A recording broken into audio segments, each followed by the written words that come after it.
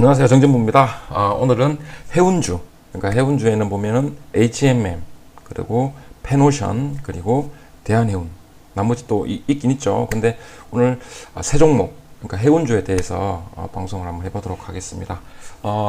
토요일 날 새벽에 마감된 미국장 보니까 조금 또 우려 섞인 얘기들이 많이 나오면서 미국의 주요 지수들이 이렇게 하락을 했습니다. 하락을 했고, 여기 보시면은 다우 지수, 나스닥, 또 삼성자와 관련이 있는 필라델피아 반도체 지수까지 이렇게 다 급락을 했는데, 좀 우려가 됩니다. 우려가 되긴 되는데, 주식시장에는 항상 있어 왔죠. 이러한 부분들이. 주식시장에 이러한 부분들이 항상 있어 왔습니다. 이렇게 하락을 하고, 필라델피아 반도체 지수 같은 경우에는 또 2% 넘게 이렇게 급락을 했는데, 이러한 부분들은 언제든지 항상 있어 왔다. 주식시장에서는 언제든지 이런 하락 또는 급등 이런 부분들이 계속 순환하고 반복이 되었다는 거 참고를 하시면 좋을 것 같아요. 이러한 부분들 때문에 갑자기 잘 보유하고 있는 주도주 주식을 매도를 한다거나 그렇게 되면 결국 수익률이 높지가 않겠죠. 이러한 부분들은 항상 있어 왔고, 미국의 국채금리에 대해서 또 언급을 했습니다. 변수가 될 수 있다. 그리고 또 전염병이 또 계속 괴롭힐 수 있다. 이런 부분들. 지금까지 다 이렇게 시장에서 이렇게 조금 주식시장에 안 좋은 영향을 줄 수 있는 이러한 재료들이 계속해서 지금 반복이 되고 있는데요. 이런 부분들은 참고만 하시고, 오늘 해운주를 제가 왜 선택을 했냐면, 해운주가 경기민감주였죠. 경기민감주. 그래서 주도주를 잡았다면은 수익률을 한번 높여보자. 그런 의미에서 제가 방송 종목으로, 업종으로 선택을 해봤습니다. 지금 이렇게 5월 달에 고점을 찍고 지금 계속 HMM이죠. 계속 행보를 하고 있는데, 최근에 계속 언급이 되고 있습니다. 어떤 내용이냐. 해운주 투자와 관련돼서 나침반 역할을 해주는 SCFI, 해운 운임지수죠. 상하이 컨테이너 운임지수인데, 사상 최고가를 계속 경신을 하고 있답니다. 컨테이너 운임 또 사상 최고치 4,000선 돌파했고, 밑에 보시면 컨테이너 운임지수 사상 첫 4,000원대 돌파를 하면서 유럽 노선은 7,000달러를 돌파를 했다. 그래서 결국 새로운, SCFI가 새로운 역사를 이렇게 쓰고 있다는데, 그러니까 해운사 입장에서는 운임지수가 이렇게 계속 급등을 하고 있는데 왜 주가는 조정을 할까? 그러니까 해운 주식을 투자하는 쪽에서는 보면 이러한 부분들이 이미 주가에 다 반영이 되어 있다는 거겠죠. 뉴스. 소문에 사서 뉴스에 팔아라.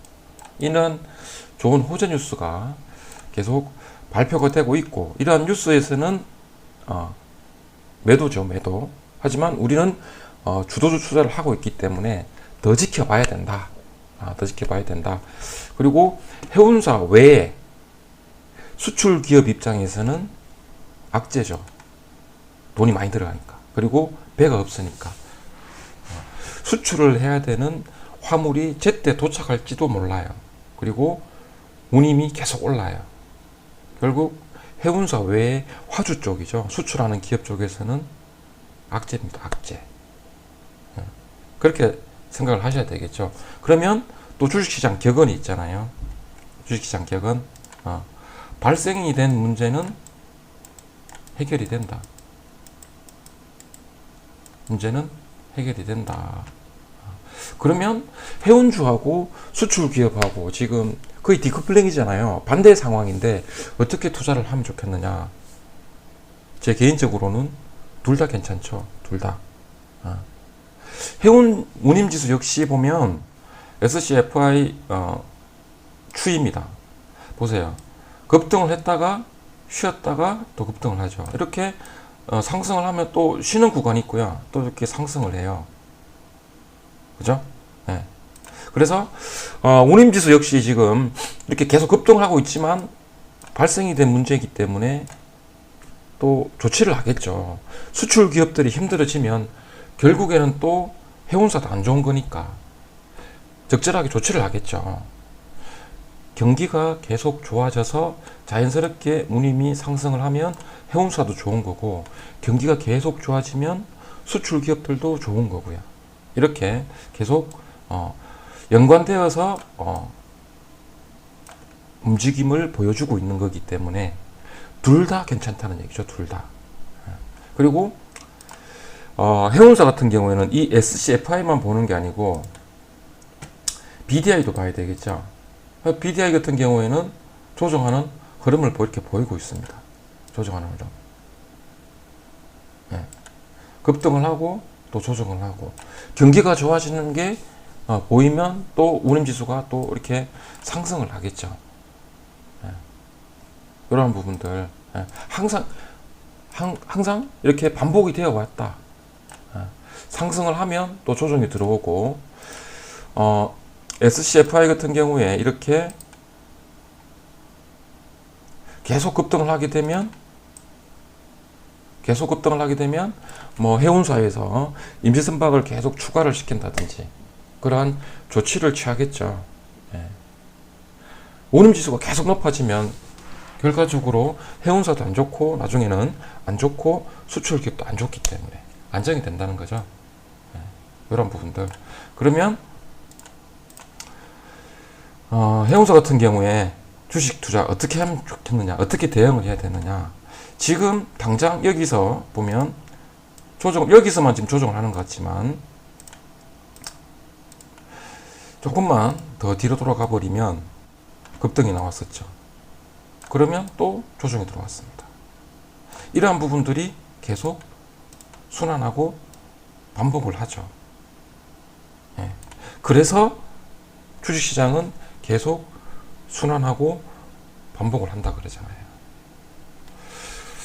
주도주를 잘 잡았습니다. 만약에 밑에 부분에서 주도주를 잘 잡았어요. 조정할 때.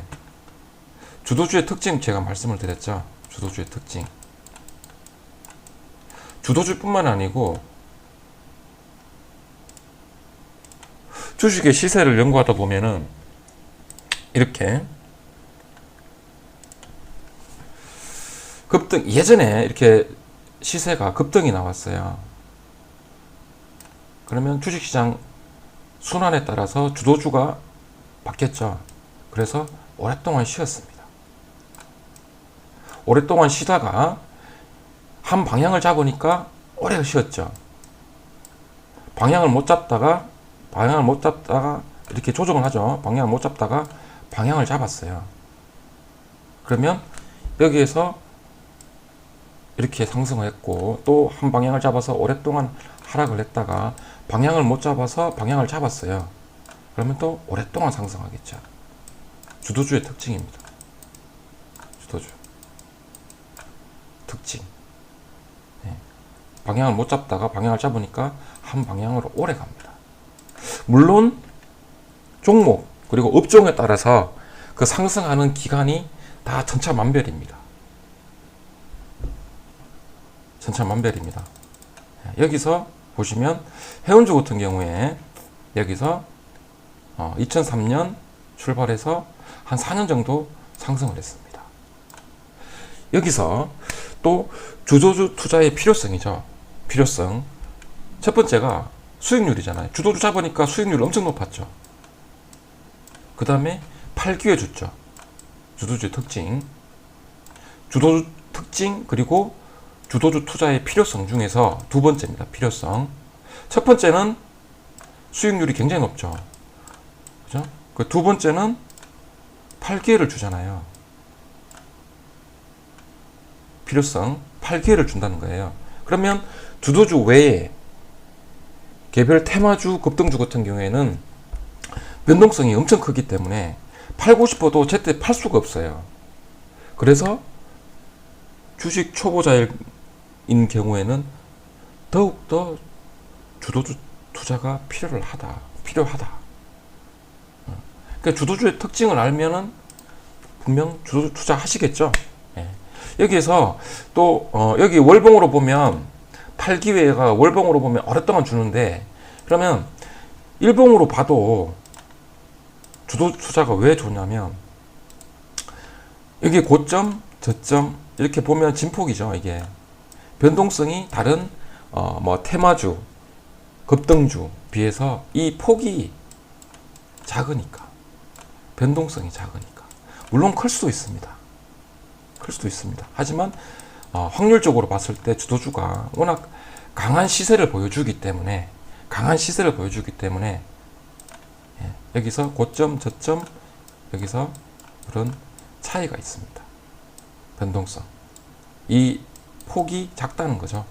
그래서 주도주가 주식 투자는 좀 위험한데 그나마 테마주, 급등주 다른 개별 테마주, 급등주보다는 이러한 변동성이 작기 때문에 주도주 투자를 해야 한다. 주도주 투자의 필요성입니다. 두 번째. 첫 번째는 수익률 굉장히 높았죠. 그죠? 그러면 이 지나간 거 말고 그럼 주도주를 어떻게 잡아요?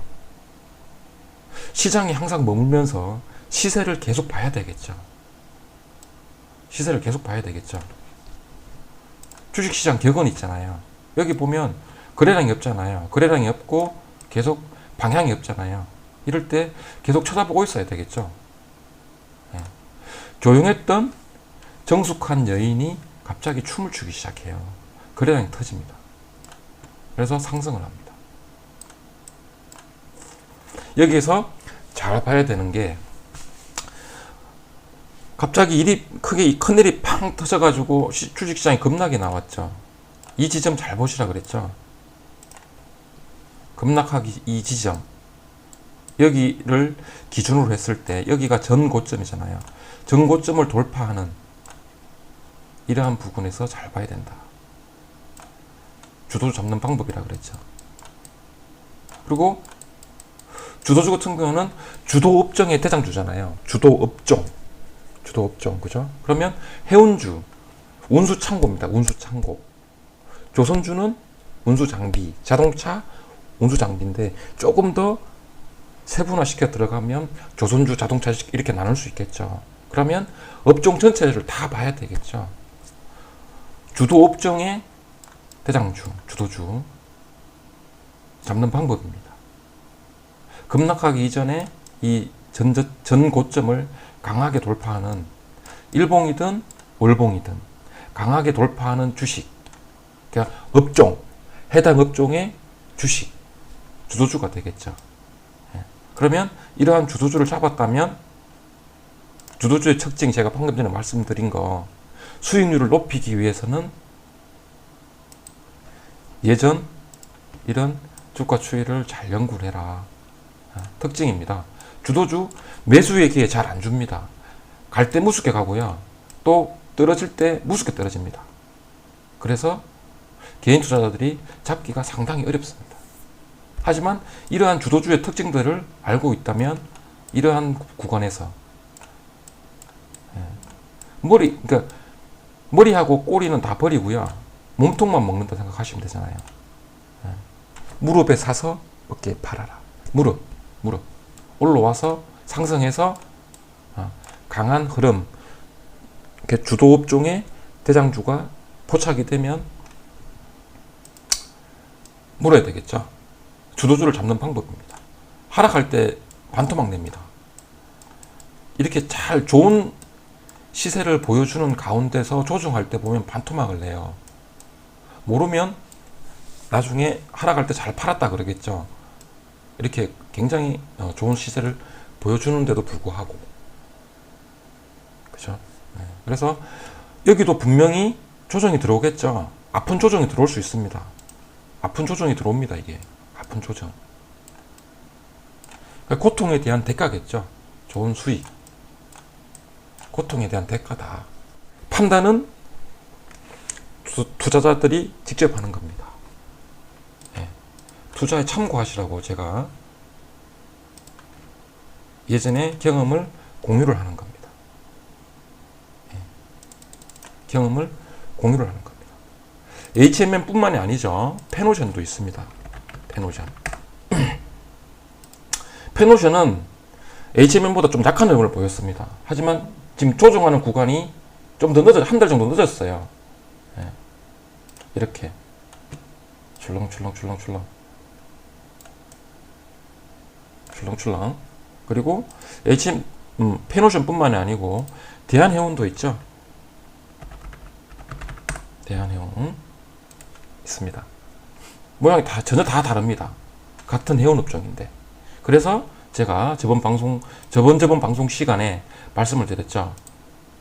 HMM 같은 경우에는 주력 사업이 뭐 컨테이너고, 페노션 같은 경우에도 여기서는 건화물 서비스가 주력이라고 그랬는데, 페노션 같은 경우 보면 벌크를 실어 나르는 탱커선이라든지 이런 부분들이 특수선 많죠. 그러면 페노션 같은 경우에는 원자재 중에서도 기름값에 따라서 주가가 움직일 수도 있겠구나. 그래서 예전에 제가 원자재 가격 잘 참고하시라고 말씀을 드렸었습니다. 같은 해운사인데도 주가 흐름이 다르다. 그러면 결국 해운사 내에서도 주력 사업이 다르다는 거겠죠. 주력 사업이 다르다는 거고, 대한해운 같은 경우에 보시면, 여기 보면 이건 지금 대한해운의 홈페이지입니다. 홈페이지 보시면 이렇게 보면 철광석, 석탄, 곡물, 시멘트, 비료, 철제품 그런 거 보니까 원자재와 관련이 되어 있겠네요. 원자재 가격이 급등을 하면 대한해운도 주가가 좋아지겠구나. 대응할 수가 있겠죠. 이렇게 같은 해운사인데 주가 추이가 다 다릅니다. 이런 부분들 잘 한번 참고를 하셔가지고 크게 볼 때는 예전의 주가 추이를 참고를 해라. 이렇게 주식시장 전체적으로 분위기가 안 좋아도 이러한 부분들은 예전에도 다 있어 왔습니다. 예전에 다 있어 왔다는 거. 이런 부분들. 주식시장의, 그러니까 주도주의 특징, 그리고 주식 시세의 원리, 기억하셨다가 꼭 투자에 참고를 하시고요. 오늘은 방송에 제가 투자 훈련 종목을 제가 한번 준비를 해봤습니다. 대주산업이라는 사료 관련주입니다. 사료 관련주. 굉장히 좀 힘들게 하면서 가고 있죠. 그래서 제가 개인적으로 주식 초보자분들이나 우리 회원님들한테 말씀을 드릴 때 투자자들을 좀 힘들게 하는 주식을 길게 장기로 가져가 보자. 그리고 장기로 가져갈 수 있는 방법은 소액 투자자, 소액 분산해서.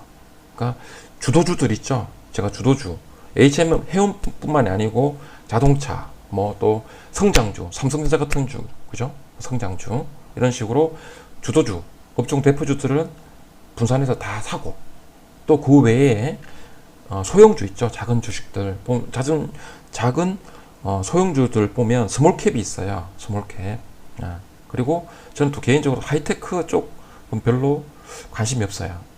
이렇게 사료 관련주 쪽으로 한번 보면은 이 시세를 보면은 좀 급등하고 또 조정하고 급등하고 조정하면서 좀 조정 기간이 깁니다. 이렇게 출렁출렁 하는 게 좀 심하죠. 그래서 투자자들을 굉장히 힘들게 하는데, 좀 길게 보는 주봉이라든지 월봉을 보면 여기서 상승 각도가 굉장히 가파르다. 매수세의 힘이 굉장히 강하다. 그리고 소형주기 때문에 조정할 때는 또 이렇게 아프게 조정을 한다. 개인 투자자들이 투자하기가 끌끄럽다, 힘들다, 무섭다. 하지만 길게 봤을 때 정말 오랫동안 조정을 했는데 2015년에 출발을 해서 조정했다가 다시 한 번 더 방향을 돌리는, 길게 봤을 때 그런 모습을 보여주고 있다. 대주산업. 그래서 투자 훈련할 때는 항상 이 회사가 도대체 뭐 하는 회사냐 또 한번 찾아봐야 되고요. 사료라고 말씀드렸죠. 소, 돼지, 닭, 견, 그리고 묘, 이렇게. 그리고 기업 편람을 보시면 폭발적인 성장은 없어요.